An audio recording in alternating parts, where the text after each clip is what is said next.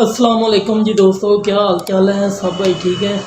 आज हम वीडियो बनाने वाले हैं मुर्गा यानी कि मजबूत करने के हवाले से, या मिसाल के तौर पे सर्दी के हवाले से, या सर्दी में कैसी खुराक देनी चाहिए मुर्गे को।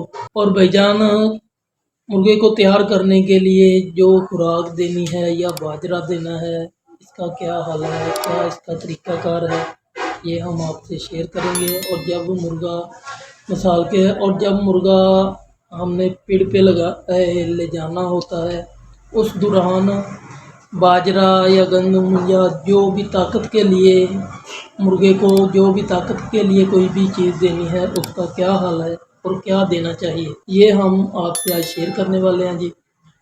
क्या तरीक़ाकार है, और ये अच्छे से यानी कि एंड तक वीडियो आपने देखनी है, इंशाल्लाह आपको फ़ायदा होगा। अच्छा जी, करना क्या है? बाजरा लेना है, मिसाल के तौर पे 10 दिन बाजरा खिलाना है, या हमने यानी कि मुर्गा मीत लिया, दिन रख लिए उसके, तो मिसाल के तौर पे 15 दिन का है या 10 दिन का है, या जितने भी दिन का है, जितने भी दिन का गायब है, इसके लिए हमने क्या करना है, 5 दिन का बाजरा बना दें। 5 दिन का ना सही, अगर रोज़ाना फ्रेश बना के देना चाहते हैं वैसे कर लें आप। ये हम आपको सुबह को बाजरा जो देना है मुर्गे को, पहले टाइम उसका यानी कि तरीक़ाकार हम आपको बताने लगे हैं। करना क्या है, बाजरा लें, बाजरे को अच्छे तरीके से धो लें, साफ़ कर लें। मिसाल के तौर पे उस पर कोई यानी कि खाद वाला सिस्टम है या स्प्रे हुआ है या जो भी है, उसे अच्छे तरीके से धोएंगे, और धोने के बाद वो बिल्कुल फ्रेश हो जाएगा। फ्रेश होने के बाद उसे आप सुखा लें। सूख गया बाजरा, सूखने के बाद भाईजान हमने क्या करना है, एक अंडा ले लें, देसी अंडा ले लें या फार्मी ले लें, ये यानी कि कोई मसला नहीं है, जो सा अंडा मर्जी आप इस्तेमाल कर सकते हैं। उसे उस बाजरे में यानी कि 1 दिन का या 2 दिन का आपने तैयार करना है, उस बाजरे में तोड़ के उसे अच्छे तरीके से मिक्स कर लें। मिक्स करने के बाद कोई प्लास्टिक का या स्टील वाला डब्बा या प्लास्टिक का हो, जो भी जिसके ऊपर ढक्कन लग जाए, बिल्कुल खाम हो जाए, वो हवा ना निकले बाहर या अंदर ना जाए, उसे बंद करके आप 24 घंटे के लिए उसे रख दें।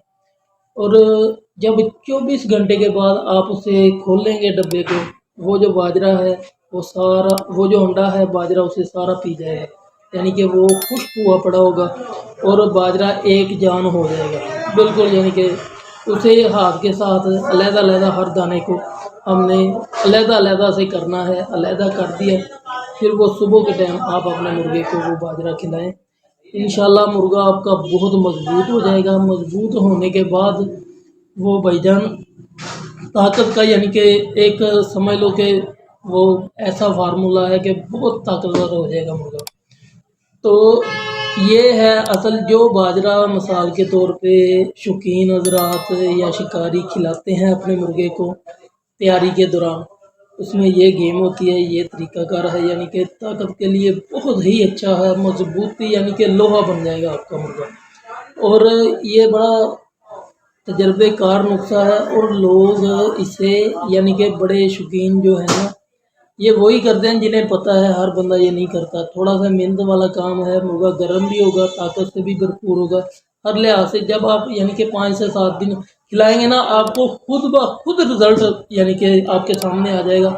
आपको पता चलेगा कि हाँ भाई मुर्गे के अंदर कोई चीज़ गई है। और जब मिसाल के तौर पे आपको इस चीज़ का इल्म होगा, आपके दिल को भी तसल्ली होगी कि हाँ हर लिहाज से मुर्गा हमारा फिट है।